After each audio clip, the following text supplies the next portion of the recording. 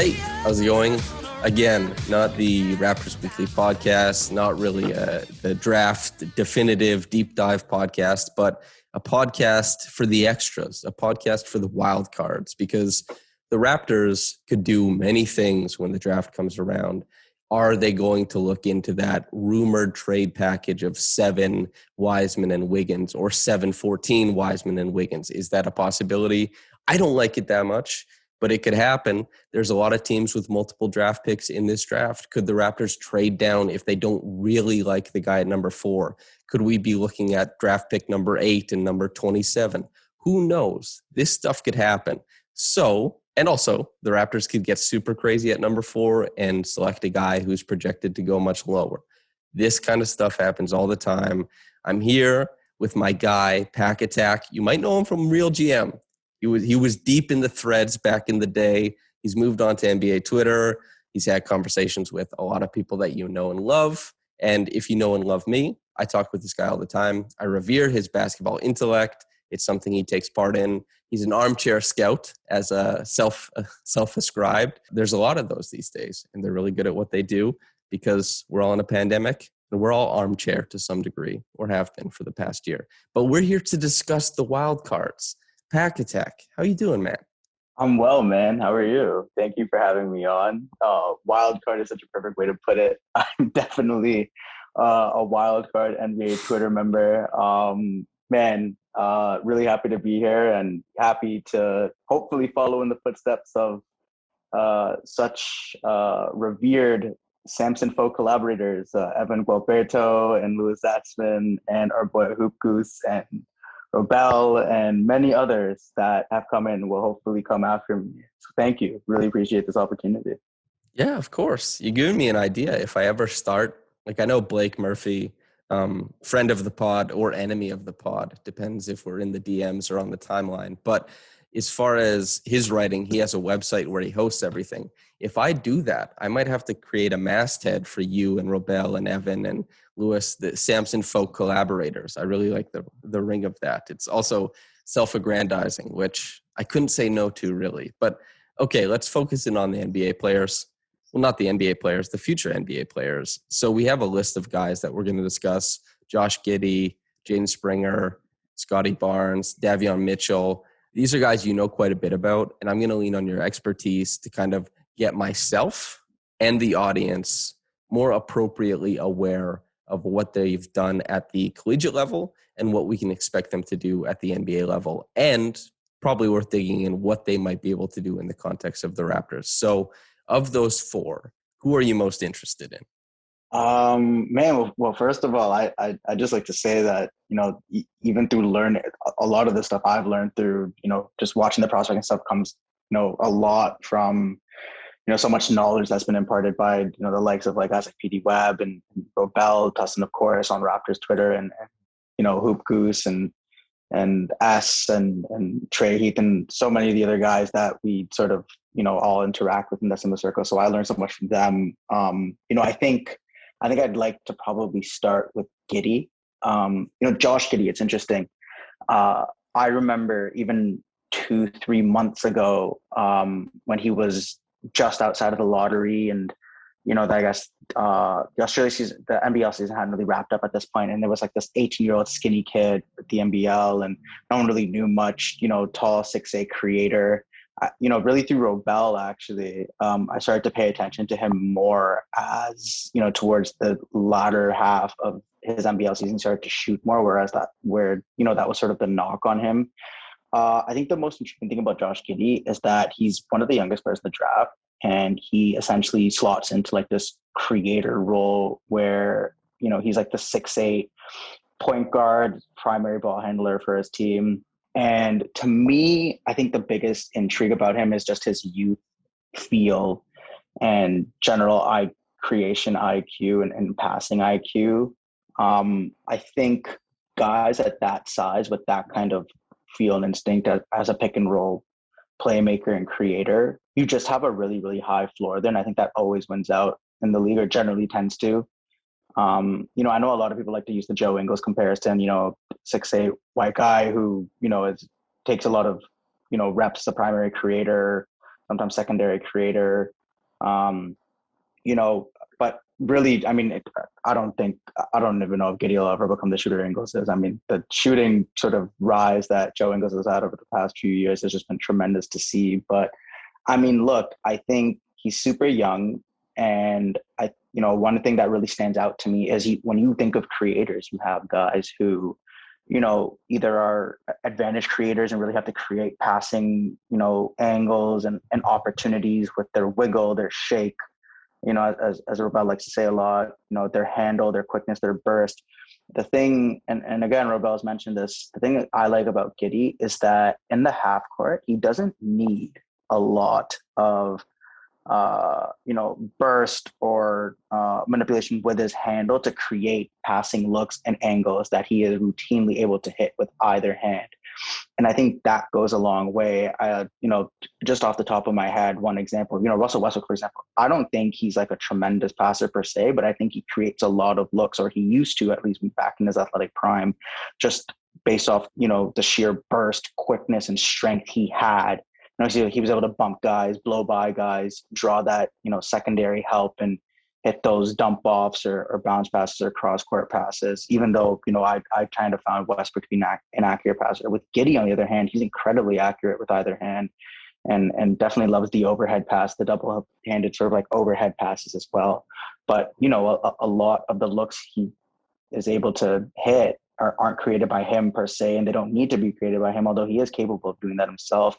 It's reliant on a lot of, secondary off-ball creation and cutters from the players that he's surrounded by on his team in the NBL. So I think that's the biggest thing for him that I find intriguing, that, he doesn't need to have this elite burst that people question, this elite athleticism for him to be successful as a half-court initiator. Okay, so you brought up Russell Westbrook, and Fred VanVleet is on the Raptors. So Westbrook, when I think of his playmaking, what comes to mind as the most impressive aspect is that burst and that ability to completely dominate, help side defenders, and leave drop-off passes, wraparounds to a streaking to the rim big or a guy on a 45 cut, be it Andre Roberson, Paul George, KD, whoever it was during whatever era of Russell Westbrook's Thunder stuff, because in Houston, I think he had a fundamentally different role. A lot of shots at the rim, basically. Fred VanVleet, a guy who creates a ton of threes, a lot of above the break, a lot of corner threes, but doesn't really create for anybody at the rim. What types of shots do you find that Josh Giddey is most often creating in the NBL? Based off the limited, so I haven't seen full games. It's just been a lot of like highlight cuts and tapes, and then obviously, specific scouting videos that, individuals in and around Twitter that even we know have put together. I think there's a good mix and diversity between, those weak side cross court passes to the corner, whether they're one-handed on the move or, they're standstill, or he kind of like uses an escape dribble to get out of like a trap and then picks up the ball and, sort of uses that overhead cross court two-handed pass. Alternatively, as a pick and roll playmaker, I haven't seen tons of passes where he hits the roller per se, but that also may be a function of he just didn't have a traditional roll threat, roll gravity guy who would just set hard screens, plant, and then, time his roll really properly, catch and go up. But I did see him, make more, passes to the roller, coming out of, like I mentioned before, escape dribbles and sort of throwing lobs up as well. I think just given the situation he was in, that may have not been on display as, those kickouts to the perimeter and swinging the ball around and finding the weak side corner and whatnot. But I do think he's capable of it, just given the skill sets of, being able to pass on the move one-handed with either hand and things of that nature, and just being able to find those angles. And it's clear that he does have the vision to sort of like make those passes regularly. Like it's funny, you mentioned Fred on our team. Like I think of a guy like Chris Boucher, like what happens if you pair Giddey with someone like that, who's constantly sort of like trying to attack the rim if he's not popping up to three and isn't afraid of contact, and I wouldn't say Boucher has like just a massive cast radius, but I wonder what would happen if you gave Giddey some, a center with a really wide catching radius and how that would translate. But honestly, like at the NBA level with a specific, set of diverse playmakers on the team, be it through role threats or through shooters, or cutters, I think I don't envision him struggling to be able to make a variety of those passes to those specific players. Okay. And as far as, because this is the conversation that I think is kind of revolving around Jalen Green and Jalen Suggs, is that a lot of people view Jalen Suggs as a connective player. And the Raptors are very high on connective players. They have quite a few of them right now. And Jalen Green is seen as a guy who probably will be connective and mostly a scorer against tilted defenses early in his career, but a guy who potentially could take the full brunt of being a primary initiator and find a lot of success at it. At least that's the optimistic take. Josh Giddey, are we looking at a guy who's strictly connective, or do you expect some primary actions for him in his NBA career? I think he has the potential to be a primary creator and really, be involved as like that main ball handler in a lot of primary action. I do think for his development, it's probably in his best interest to be a secondary ball handler. Much more, you mentioned Jalen Suggs, who's another tremendous sort of prospect in this draft. Maybe like the Tyrese Halliburton role, where like Fox really ate up a lot of the primary creation abilities, but Halliburton came in as that connector who can definitely soak up some primary creator roles, but should not sort of be that crunch time guy, and maybe shouldn't be a primary creator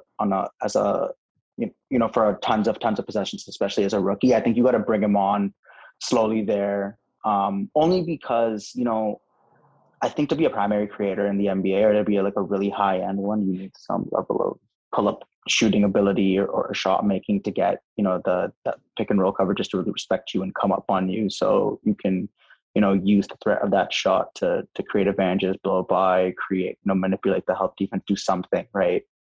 Create something out of that. He doesn't have that right now, at least consistently, even though, the shooting numbers definitely improved towards the last 2 months of his season in Australia. So I think to bring him along there, it's in his best interest to be a secondary creator where he can play along a primary one and, soak up those possessions and be that sort of operate in that Tyrese Halliburton role for a team. But I do think with time, with development, he does have potential to be a primary creator.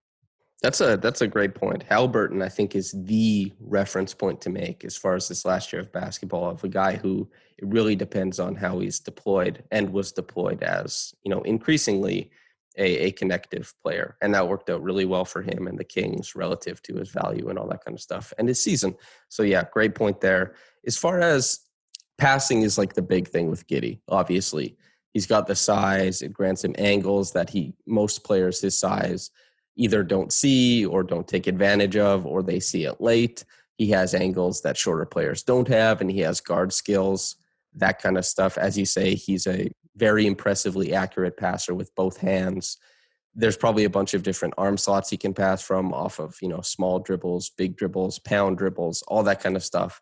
But what do you find with his manipulation of the different levels of the defense? I think he's really adept at using pass fakes. I'm not sure he's really adept at using his dribble to, manipulate the back line or help defense like someone like Cade is, per se.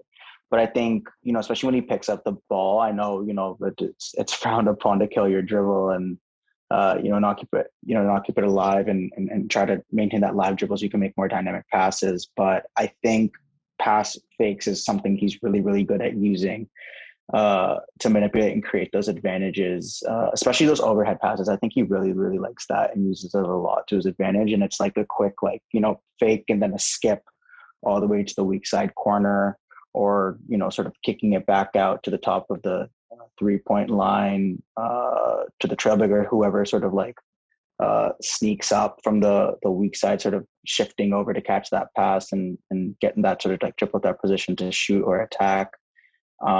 So yeah, I'd say, although he does use his dribble to definitely create advantages and manipulate the defense, I'd say the most adept sort of trick he uses to do that would be his pass fakes. And yeah, pass fakes are way better for big guys than they are for small guys typically. And killing your dribble is a lot more harmful for small players than big players. I mean, Luka kills his dribble all the time in the middle of the floor, but he's always able to, with his his big basketball brain and his, hand-eye coordination and his floor awareness to kind of figure something out. And Giddey, I haven't seen much of him, and I definitely wouldn't compare him to Luka. Just that there is size allows you a little bit more of a cushion when picking up your dribble, as everybody knows. But okay, so if we're thinking about, you brought up Chris Boucher this past year, he was most effective as a role guy, trailing in transition or running out in transition. He fit a lot of the mold of what the Raptors want to do there. They ran some flares for him. Pascal and OG, they both get flex action for post-ups. They both get isolations at the 45 extended, sometimes get pick and roll possessions. Fred VanVleet, he's a guy who runs a lot of pick and roll. Every once in a while, they'll run some horns action so that he can leak to the corner or he can, space out above the break. A lot of that kind of stuff. If Giddey were able to come to the team, how do you think he would be utilized with the Raptors? With the Raptors, horns is interesting. I think, I don't know. I can't remember the last, at least since we've been running horns, can't remember the last time we had like a plus creator with this kind of size being able to operate in those sets. I think I'd like to see more 5-out stuff, more spread pick and roll, definitely set screens higher for him so he can get like some sort of steam going to the basket.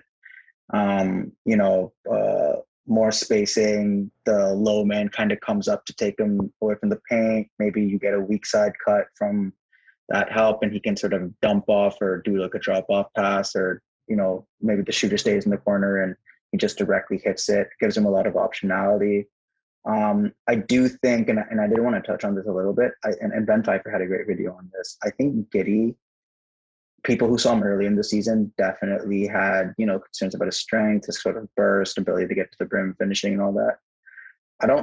I didn't follow the NBL season, very intimately or anything like that, but I know the general consensus was that towards the last 2 months, his shooting improved, but also like his burst, his willingness to take contact, and his general finishing numbers as well. He just looked better doing it, as well as the numbers translating.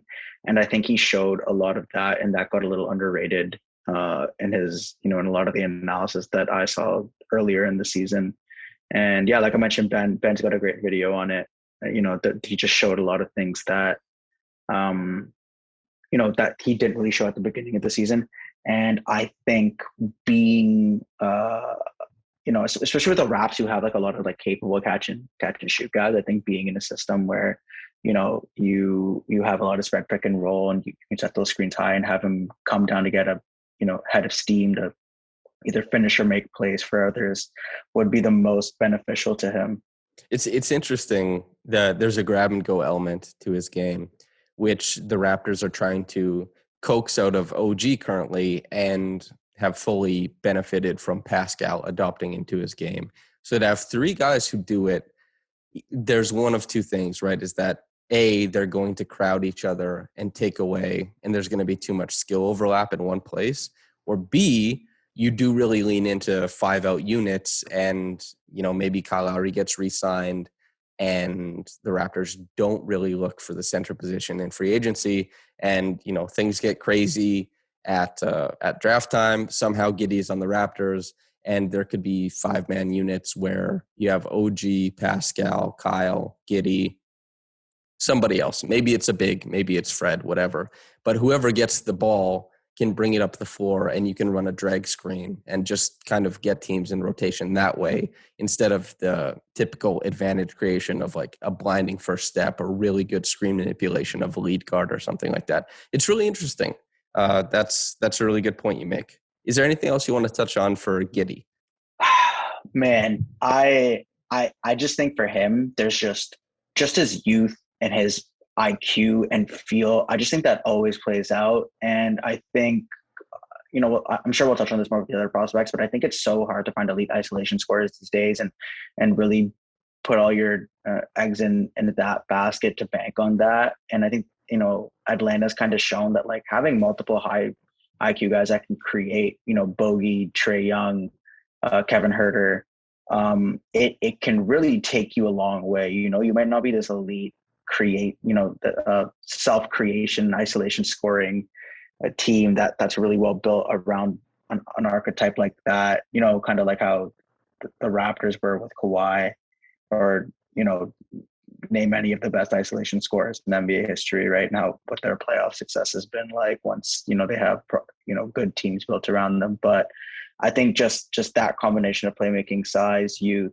there's just a high floor there. And literally like either his defense or his body or his shooting, like one of those things, if it hits, I think he has like all-star potential really as a creator. So I think that's the biggest, thing that intrigues me the most about him. And I'm so excited to see him. Like if it's not us, I honestly would love to see him on the Warriors. I think that would be so fascinating. That is really fun. At number 7 would be pretty cool. Man. If rather than like Kelly Oubre, if that ball ends up in Giddey's hands against the tilted defense, and whether it's Wiseman like creeping in from the dunker spot, lob opportunities, or Clay and Steph relocating around the defense, I really like that comp. I do think the Raptors are going to stick with it at 4. And this is all just hypothetical anyway. So I do really like him to the Warriors, but that's really interesting. Yeah. As far as Springer. Jaden Springer. First of all, I'd be remiss if we did not mention the Raptors connection. DeAndre Bembry is his cousin. They frequently tag each other in their Instagram stories. So that's always fun. Love Raptors connections.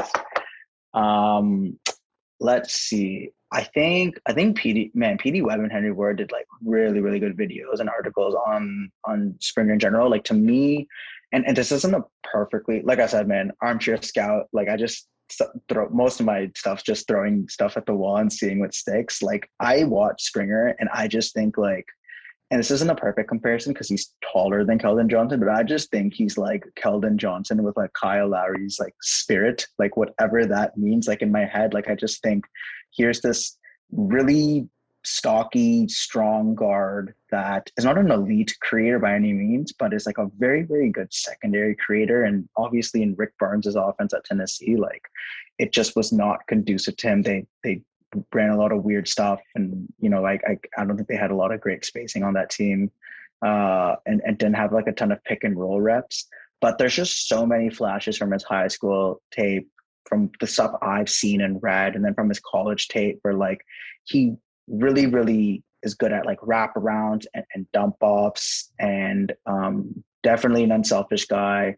And he's just like so strong and so powerful going to the rim. He's not a traditional 1 foot leaper. He hops off 2 feet. And I think that's where I sort of, think about Kyle, like, especially, Kyle has like these really short strides and quick feet. And even when he gets a full head of steam to the rim, he loves that like power step, power jump, like layup, where he hop steps and lands on 2 feet and goes off 2 feet and sort of uses both hands as opposed to like laying it in or finger rolling it, so to speak. That sort of power and like not being afraid of contact at all. And I think he's tremendous going to the rim. I think he's great off ball. He has legitimate flashes of like secondary and primary creation, although I don't think he should be a primary creator, definitely to start off. And I'm not sure he'll ever be a like true primary creator at the NBA level. But I think that's the thing offensively for me. Recently his draft video actually came out, the pro day he had, and I was watching his jumper and it looked way more fluid and balanced. He's got this nice sort of high release and this pun intended for our boy Goose, but like this goose sort of neck looking stroke at the apex of his jumper, which I really, really like. And I thought it's cleaned up quite a bit. I know he's training in Miami. He's been working really hard, just like going at it in the gym, preparing for the draft and whatnot. So that's looking nice. And that's not even getting to what most people would probably say is his biggest strength. And that's like his defense. I mean, like just a ferocious point of attack defender, really, really strong, really, really on balance, moves his feet, uses his hands well, great off ball, great profile, super, super well analytically. And I think all of our sort of buddies in the Raps Twitter space are big Springer fans. Samson, Hoop Goose, Trey, Robel, everyone, Keenan and whatnot. It's big fan of Jaden Springer, big believer. I'm one of the crazy ones that would honestly consider reaching for him at 4, but I think big Springer fan. I like Springer a lot as well. In the Raptors Republic, there's like, I don't know, it was name your top 5 prospects at number 4. And I think I had him at number 4. So I had Mobley, Green, Suggs, and then Springer. And just because I really think his game will translate very, very well to the next level. Actually, the thing I was going to touch on right after you finished talking about Giddey was that Kevin Huerter having a better offensive playoffs than Mikal Bridges should have been something a lot of people foresaw coming. And I think that really lends itself to the point you were making about how Giddey will translate to the NBA is just like guys who can run the high pick and roll, whether it be like with the drag screen, really, really creating a lot of space up top, or if it's second side and stuff like that. So that's the point I was going to make. But yeah, Springer, really, really impressive. Defensively, offensively, there's so much to like. Something Robel touched on like maybe 8 months ago at this point. Something that I've referenced on the podcast and something you just referenced now is that, yes, that power hop into the lane, the ability to carve out space so that he doesn't have to make these elongated, super complicated finishes, which you see a lot of players have to do. Springer is a guy who gets in and makes his space known and takes advantage of it. It's a really unique layup package. Not that many players in college or in the NBA have it. And I think that really bodes well for the next level. A guy who's comfortable in space and in the margins, in the trenches. I wouldn't be that surprised if he became a guy who had a really high free throw rate relative to his usage, whether that's, after the first couple of years, after he gets used to the physicality and all of that, which he should get used to quicker than most guards. But I think there's going to be a lot of utility in Jaden Springer. And if the jumper comes along, as you say, it's looking good. References to Hoop Goose and the Hoop Gaggle aside, it's looking nice. I'm really excited for him. Is there anything else you want to highlight about him? I'm so excited for him, man. Like, I absolutely love him. Just seems like an absolute dog out there on both ends of the court. And, one thing, I'll just shout out Robel again. He just recently tweeted about strength advantage creation being super, super underrated. And I think Springer has that in spades, more so than most of the other sort of guard prospects in this draft, I think. And I think that'll bode really, really well for him in adjusting to the NBA and the physicality there.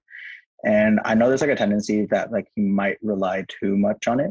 And like, obviously, as you get to the NBA, like everyone's strong, everyone's able to absorb the contact that, the stuff you were dishing out in college was just knocking dudes back. But, I do believe in him. He seems like a worker. Like his effort level has always been there. It's never really dropped off. He's not one of those guys where you have to like worry about his motor. And yeah, again, for him, right? Like even if the shooting translates a bit, or if, with more pick and roll reps, it's actually even better with NBA spacing than we had, previously anticipated. I did mention, and others I mentioned too, like the spacing at Tennessee just was super, super suboptimal. Yeah, man. I think Springer could surprise a lot, and he could be like that utility guy you bring off the bench, and that could be a secondary creator and like guard at the point of attack really well and navigate screens and generate a lot of havoc. And he's great in the fast break too. He's really, really good in the fast break, really good in transition. And yeah, definitely given his like utility skill set, there's just many ways for him to succeed, I think, and be impactful as a player. You said that he translates analytically well to the NBA. What statistical markers are you talking about in particular for that? His unassisted rim finishing numbers, I don't have them at the top of my head right now, but relative to usage, like he's up there with like Suggs and Reef and like Reef Cooper, for example, and a lot of these other guards that really had to self-create a lot and got to the rim and had high free throw rates. His stock numbers as well. Honestly, I think Brian Schroeder, so Brian J. Draft was a big sort of proponent of how well Springer translated analytically, especially earlier in the season. Quite a few sort of things, and Bartovnik as well. That site that has all the sort of stats you can look at and filter through for all the draft prospects. It's yeah, man. Actually, you know what? Now that you mention it, so here's one I got. So since 2008. 9 major, and shout out to Brian J. Draft for this, only 9 high major freshmen since 2008 have hit these thresholds of block percentage of 2, steal percentage of 2.5, 35% free throw rate, and 20% assist rate. Here's a list of players: Harden, Simmons, Cunningham, Smart, Springer, Kyle Anderson, DeAnthony Melton, Giddey, Richmond, and Alex Caruso. So real good company he's in. A lot of guys who overachieved relative to their draft stock too in there. Yes, yeah. That's another thing to note as well. Precisely. And a lot of mocks have him ranked outside of the lottery for the most part. Yep. I think that's my dream scenario is like one of Mobley or Green fall at 4, and then Boucher and 2 second rounders gets packaged into whatever pick gets Springer. That, to me, that is like fan fiction. And it's maybe a little bit ridiculous to hope for, but if that were to happen on draft night, I would be beyond elated. Oh yeah, man. It'd be really, really cool. I know the guys will kill me, but I was like floating ideas to trade down with Golden State or someone to try to get like Springer and, like Jalen Johnson. Shout out to Hugo. This is the only time I will mention Jalen Johnson in a positive light on this podcast. Man, you brought up something interesting actually, is like all the different places, and before we do the little ad break, all the little places that you find draft stuff. And I'm not talking about like draft Twitter and like guys who, I'm not talking about like giving people's ats, but what websites do you use for your all-purpose kind of, you're doing your armchair scouting, you want to do a deep dive on a player, you're going to look for statistical markers, these outliers that indicate success at the next level, or more than likely do. Where do you go to look? In general, for NBA players, B-ball index is great. I know PIPM, I don't think, because I think Jacob got hired by someone, so I think they the Wizards, yeah, Jacob, he's with the Wizards now. Yeah, good for him, man. Shout out to all of draft Twitter securing jobs and doing what they love, man, and getting recognized for it. But yeah, no, so they still have the LeBron database now, so that's really valuable. Dunks and threes is another really good one that I was just recently put onto by Hukus and Asfen and our buddy S. I'm trying to think where else. From a draft perspective, Bartovnik is good. There are also, I have my work laptop. I don't have my personal laptop on me because I'm on this trip. But there's someone made a dashboard where you can just sort of filter through draft prospects, and it'll sort of bring up comparable players based on stats and match them to like a percent probability, like a percent match based off the different prospects. I don't know if you want to edit this up, but maybe like when I get back, if you want to put it in the show notes or something, I can give you the link, or I can get Sam to send it over. But yeah, that's really valuable that I've used. And not from a player perspective, but like KenPom classic. A lot of people, in draft Twitter use it for like team rankings and whatnot. It was started by Ken Pomeroy, so it's his website, but that's also valuable as well. So I use like a combination of all those things, all those resources on the internet. Okay, excellent. Listener, you're gonna hear an ad, and then you're gonna hear us back to talk about Davion Mitchell and Scotty Barnes. We'll see you soon. We made USAA insurance for veterans like Liz and Mike. When they got a bigger car for their soon-to-be bigger family, USAA helped them get covered and find savings. That was the easy part. USAA, what you're made of, we're made for. And welcome back. Still joined by Pakhattak. Back with Pakhattak. There we go. Nice alliteration in some form or another. But yeah, we're talking about draft guys, the Wildcards, as it were. And we're going to discuss Davion Mitchell. National champion, big deal, small guard. So there are some not connected to Raptors Twitter or Raptors people who are doing mock drafts who seem to think that Fred VanVleet and Kyle Lowry exist there, as does Malachi Flynn. They want another small guard. And he's not just that. He's not just a small guard. But I think that is how most people in the Raptors fan base know him, outside of him winning. What do you make of him? Okay. Before we start, Davion Mitchell, I feel like amongst our fan base, he just got a bad rap, another small guard. I actually really like him. I joked because Sam Vecini's mock draft just had us picking him because ever since drafting Fred and DeLon, apparently we just love older guards who are super impactful, have good, like really, good advanced metrics and can just come in, kind of mesh into a role and just thrive from day one. I also joked with Sam, who I love, by the way. Shout out to Sam Vecini, like totally, sarcastic humor, and I'm just messing around on Twitter. But I was like, man, we could get the number one pick, and I'd be convinced his mock draft tomorrow would be like with number one, the Raptors will select Davion Mitchell, just because he fits the Raptors, the Masai and Bobby MO of like experienced guards that can come in and play right now. I just need to get that out there, but.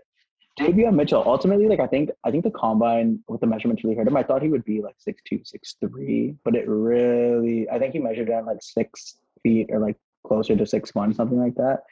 And I think that does hurt him. I will say though, his athleticism really does pop, and he does get to the rim, and he has like a nice combination of like hezzy and like these hang dribbles, and kind of like where Dame doesn't have like tons of like shifty side to side wiggle like a Kyrie, but he uses this like between the leg crossover really well to set a guy up and then sort of hesitates just ever so slightly and explodes. I know I know Skyfall mentioned he didn't really like the Dame Lillard movement-esque comparisons to him, but I thought Kemba Walker, like the way he kind of pulls up on a dime and gets real quick elevation on his shot, just coming off those high screen and rolls, reminded me a lot of like the way Kemba moves and the way he offers with his dribble. Another guy who doesn't have like tons of wiggle, but uses his athleticism really well and hesitation dribbles enough to like get into the paint. And while he might not be like an elite finisher, I think he gets enough into the paint and uses his body really well, more so than Kemba at least, to really get to the line or even finish. And obviously an improved shooter, although it's 1 year sample size, so I know the verdict's out on that a bit, but I do think it'll translate. And I mean, dude, like just an otherworldly defender, one of those guys that sizes up really well, complete ball hawk, plays off ball, great instincts, and getting into the passing lanes and hunting for steals. Real strong, uses his body. Like he'll be a great point of attack defender from day one. And I think honestly he will step in, like at the very least, to the NBA on day one and defend his ass off. And yeah, I mean, look, at 4 in the top 5, top 6, just because of his age, I think he's 23 almost. And, with the age and like how much more upside does he really have? That's why I'm against drafting him that high. But like late lottery, like if you're a Golden State or if you're, a playoff team ready to sort of like go on a run and you want to add some, punch off the bench, a good leader that has a lot of sweat equity on the defensive end and as a two-way guy that can get you a bucket. I mean, fantastic choice. I really like Davion Mitchell. I just think it's funny how like in the discourse over him and how he was mocked to us and how he fits our MO, I just think he's gotten like very underrated as a player. And there's this like perception that like he's super overrated. I don't think that's the case at all. I just wouldn't draft him because he's not the most high upside guy in my opinion. I think it would be really high level comedy for the Raptors to draft him because I think there was a really, I wouldn't be shocked. Like I wouldn't. Yeah. There was, I think, a collective realization last year by, I would say, casual fans. And casual fans isn't a pejorative. It's just, you enjoy the game the way you want to enjoy the game. Some people don't care about all the externalities and the cap stuff and like how other players outside of their realm are evaluated. Like casual fans, it's just enjoy the team. And that's so good. But casual fans, I think, had this idea that the Raptors had a cupboard full of young players. And then once people realized that OG was the youngest player on the team and he had been in the league for a while, they're like, oh, wow. Okay, wait, we have to focus on something here. Do the Raptors have any desirable young players? Because they just realized that Harris and Malachi Flynn were both older than OG. And I think that made everybody realize like, oh, wow, this team is very old relative to basically every team in the NBA as far as prospects that they have coming up. And then I think there was some coping that went on that was like, well, we can just draft anybody at any time and they'll turn into a superstar. It's what we do. But that's not really the case. Like, they draft excellent. Well done, of course. Shout out to them. But you have to have young and talented guys in. And Mitchell, I think, would just be the funniest outcome because it would just be completely turning your back on youth, basically. Even though he is young relative to the league, relative to his peers in the draft, it's not close. But he is good. Like, he's good. I really like. It's funny. Golden State had both of the picks that we liked with Giddey and with Mitchell. If they got him at 14, I think that would be awesome as far as playing alongside that core. That'd be fantastic. I mean, if Golden State got them, right? Jordan Poole, who is Josh really Giddey. good. Exactly. Josh Giddey, Davion Mitchell. That's like a lot of like punch and like creation and high IQ and feel off the bench, at least between, Giddey and Davion Mitchell. So like, I think that'd be like a big, big win for them. Man, Giddey is just like the most bare bones. NBADraft.net. Giddey's at 16 and Springer is at 20. And the guys we talk to, the guys we pay attention to, they're sitting between like 10 and 5 most of the time. Giddey, especially Springer, are ranked like really, really low on like public draft boards. But like PD, Wab, like Robel, they comfortably have Giddey and Springer in like the top 10. Like it, at least in terms of prospect ranking. So like it's odd to me that they'd be ranked that low. But yeah, if Golden State got both of them, it'd be an absolute coup in my opinion for them. Like, what a draft that would be. Mm-hmm. Maybe they wouldn't be able to contribute to winning like immediately, given like where they are with Steph and what they want to do. But like, I'd really like it. Really, really fun draft if that happened for them.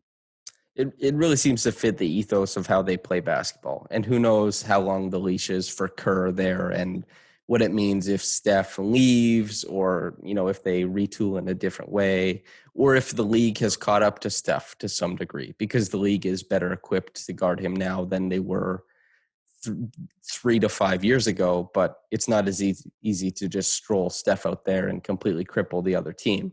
Defenders are better equipped now, but it's mighty, mighty interesting. Okay. Scotty Barnes, I will be doing, if the murmurs get really, really loud and everybody starts saying that Scottie Barnes is ending up on the Raptors, then I'll be doing a definitive Scottie Barnes podcast. But I don't think that's going to happen. I think it's going to cool off a bit. But you're here, talked about Barnes a bit with PD Webb, talked about him a bit with Hoop Goose, and now talking about him with you. What do you make of Scotty? Man, an enigma. I think one of the guys I struggle to evaluate or like even get a sense of the most in this draft. I mean, just tremendous physicals, obviously, like 6'9", 7'3", comparable to OG, right? Like pretty strong body, although OG is like a complete specimen. I don't think Barnes as muscular as strong, especially in the lower body. But I mean, similar height and wingspan, a tear in transition, and an incredibly high IQ, high field player. That's tremendous passing instincts. I know half-court offense is really the ding on him, and obviously he's like another world lead on-ball and off-ball defender. I mean, how often do you see 6'9" guys picking up guards full court? It's just a lot of special ability there. I know he jaws the Draymond and Bam comparison somewhat.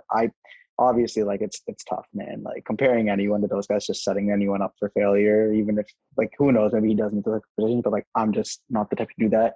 It's interesting from a movement standpoint and just driving. Like he does kind of remind me of OG a bit. Like, like you see him in the full court and like he does this wraparound behind the back pass that you're like, whoa, where the hell did that come from? And like this weird 20-30 degree angled step for a Euro step versus a traditional 45 or 60, and then like set up, dribble, gather, step through, finish, just weird stuff where I'm just like, wow, that didn't look like super pretty, but it worked. And he had the length to finish there and got there. So I think like there's some OG-ness to him. Shout out to Emma J. Brown getting an OG comparison in for one of the draft prospects for this draft. So that's always fun. But Yeah, obviously, like the big swing skills is shooting, and obviously that, especially catch and shoot, because as a pick and roll guy, he's not the greatest, especially in the half court. There's a lot of criticism about him in that regards. I actually think that's why I look at him and Jalen Johnson with in the same ilk, and that they have similar strengths and weaknesses, and they have the similar archetype kind of, they'll probably be a 4 at the next level, and they have legitimate passing ability and stuff. But if I had to bet, if I had to get two guys, I'd rather just bet on Barnes, just because of his physical tools and his defensive ability and how locked in he is on that end. I did watch his pro day, some of the clips, and the shot, he does look way more unbalanced in the lower body, and there's not that much interference with his guide hand as he goes up, and it kind of looks fluid coming up. It still needs reps and consistency, and I would like him to hold his guide hand more. I've noticed he drops it quite a bit instead of holding both. He does hold his fall through though, but the shot definitely looks better than it did at Florida. So if that holds up and he can, that swing skill of can he be a decent catch and shoot guy? I think all of a sudden in the half court, his concerns decrease significantly in my mind.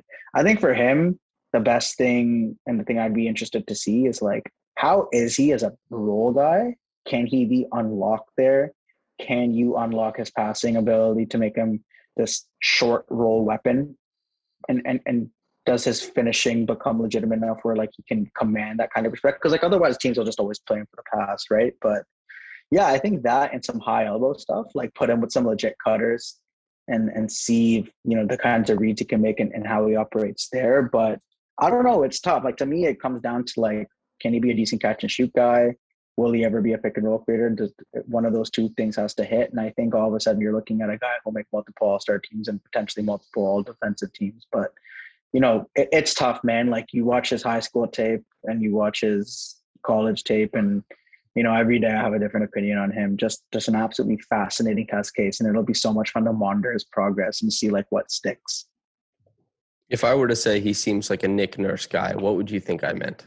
If you said he was a Nick Nurse guy, I think dude is basketball jazz, where he just thrives off read and react, play kind of reacting and meshing with the guys around him and the players around him and the sort of ecosystem they play in. I think defensively, Nick's help concepts of pinching off those wings to cut off those driving lanes and rotating everywhere and being this rover on defense that can get to, those corner contests and get, cover a lot of ground and get some contests on the ball and on shots going up and really contain the ball handlers. I think that's it. I think if you said he was a Nick Nurse, probably to me, what that means to me is that defensively is where Nick would maybe sit in a workout and maybe a scrimmage amongst these draft prospects and watch him just help and communicate and work his ass off closing out, and then he'd fall in love with this guy, at least on the defensive end. That was a hell of an answer, dude. I'm really happy with the answer you gave there. I appreciate that, man. Yeah, that was excellent. Extremely happy with that. Is there anything else you have on Barnes that we should know about? Man, I don't think anything that's already been said by much more intelligent people than me. Tremendous prospect, physically and especially on the defensive end. Gifted passer. Always seems to make really good reads, and yeah, it's similar to Giddey in the sense that there's the shooting swing skill. Even if that comes along, tremendous chance to well exceed his draft positioning and draft stock depending on where he goes, right? But that you could say that for so many prospects. Shooting's so tough, man. We always say it, we can fix this, we can fix that. Tweak the, tuck the elbow in, change your. Go from a shooting V instead of the 3, middle index ring finger on the ball. But it's so much easier said than done. But yeah, just one of those fascinating prospects, man. I'm so excited to watch his progress and see what system he lands. And I think he's one of the guys where depending on where he lands and what primary responsibility is given will really dictate how successful he is as a rookie. For what it's worth, I don't think he should be a primary creator. As a rookie, or be tasked with that. Definitely initiate transition, run the fast break, and be used as a secondary creator and primarily as a defensive stopper. Yeah. Excellent. Okay, so we've basically run to the end of the podcast, and now we've the inside scoop of Pakhattak's loop. You've got some insider information for us based on your travels. If you want to talk about it, you go right ahead. That's what the end of the podcast space is for. Yeah, man, I feel like everyone just listens to this and is like, yo, who is this like fast talking reserved dude? But no, I got some good stories. Time to show up the personality a bit. So I was fully vaxxed. I got my second dose like June 9th. June 26th, I basically flew out to California. I have family out here, but one of my best friends also works in California as well. So essentially I flew out for a 2-week trip.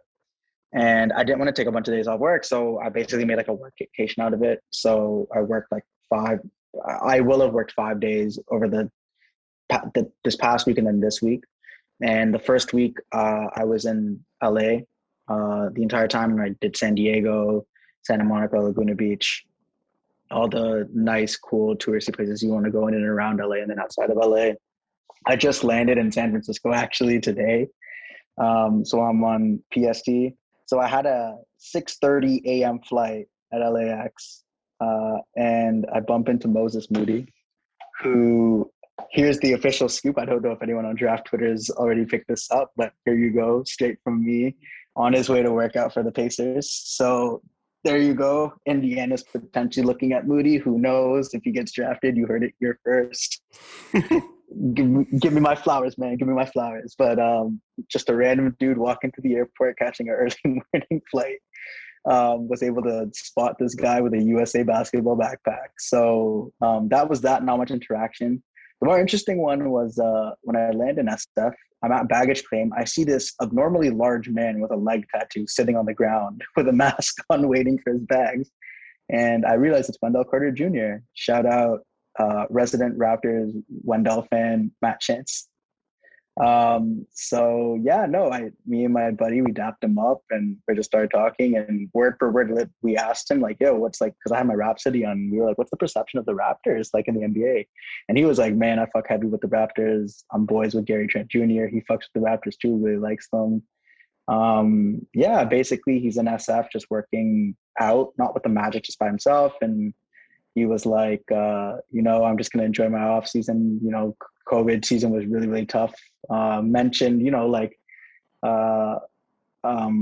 it'd be tough for guys to, have to play in the Olympics or play all this extended basketball in the summer. I think it's interesting that a lot of players are just kind of looking to, or that's the sense I got at least, they're just looking to chill out and just work on their game and train regularly, but also heal and just enjoy from this exhausting year and season that they have. But that's really cool. And then, man, I'd be remiss if I didn't mention being in LA, obviously, everyone loves random celebrity encounters. So I'll go with one celebrity, and let's just say one up and coming celebrity, quote unquote.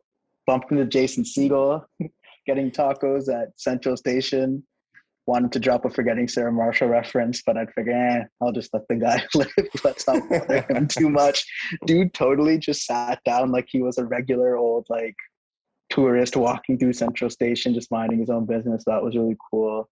And then, bizarre up and coming young rappers trying to make it. Ran into this guy in the alleyway who was shooting a music video, and super interesting crew. Real young, just out in LA trying to make it, man. Shout out Zelly Ocho, Zellyochocho. If he makes it big, you heard it here first. Just a bizarre story, man. And really cool. Also, you can edit this part of the story out if you want, but funniest thing was, man, these guys were just high off lean, man, just straight up pouring dirty Sprite cups, all in this alleyway shooting this music video. And man, what an interesting character. Just the variety of characters you meet out in LA. So that was my first time here. And yeah, so celebrity encounters and random scoops from Wendell Carter Jr. and Moses Moody. So there you go, man. Hopefully that satisfies the masses for my first ever basketball podcast and first appearance on this one with you, Samson. I think they would have been really upset if they knew you had those stories and held out on us. But whatever shit I throw at the wall that hopefully sticks. That's what I'll call it. Okay. End of the podcast. Is there anything you'd like to plug before we get out of here? Man, listen, consume, support everything Samson Folk does, bouncing around, minute basketball with Lewis. I mean, all the tremendous work you do and everyone on Raptors Twitter, man. Like really, we have so many knowledgeable and passionate content creators. And yeah, just, just shouting out every single one of them and just the community we have, man. Like I think Raptors Twitter is one of the best, like, places to get so much balance, like fun analysis, really, serious in-depth X's and O's analysis. And yeah, it's a fun bunch and I'm super fortunate to be here, man. To be quite truth be told, I really don't know what I deserve this honor, but I'm greatly appreciative of it, man. And I hope we can do this in the future, dude. And I look forward to interacting with you more and supporting your stuff. Thank you. That's incredibly nice. You do make a good point about, like, not just Raptors Twitter, but Raptors media. I would almost say, like, misfortune of listening to other teams' podcasts just because of something else I'm working on the side. And the quality of podcasts is so low for other team podcasts. And yet in Toronto, I think there's like 4 that would fly as like the de facto quality good podcast in a bunch of other markets. And the sheer amount of really good writers here too, compared to what I see from other markets too. And like, maybe this is bias. I'm not super sure. I don't think it is, but man, Toronto has just an incredible amount of talented people in the field. And we are spoiled. More spoiled. Of them should be paid. I'll say that much. Yeah, definitely. Get your bag, everyone. Yeah. But that feels like a good place to end it. You know what? I'd like to end every podcast, every piece of work I ever put out with the sentiment of more people need to get paid. I think that's a great sign off. What do you think? I'm about that, man. I'm 100% about everyone getting their due and getting paid for their quality work. 100%. I support that fully. That's right. And you're getting paid while you're doing this. You're getting paid while you're on a vacation. And you're changing the game little by little. But Pakhattak, thank you so much for coming on, man. I've enjoyed it immensely. Thank you, sir. I did as well. And hopefully we can do this again in the future, man. All right. Take care, dude. Yeah, you too. And listener, whether you got into this in the morning or at night, have a blessed day and goodbye.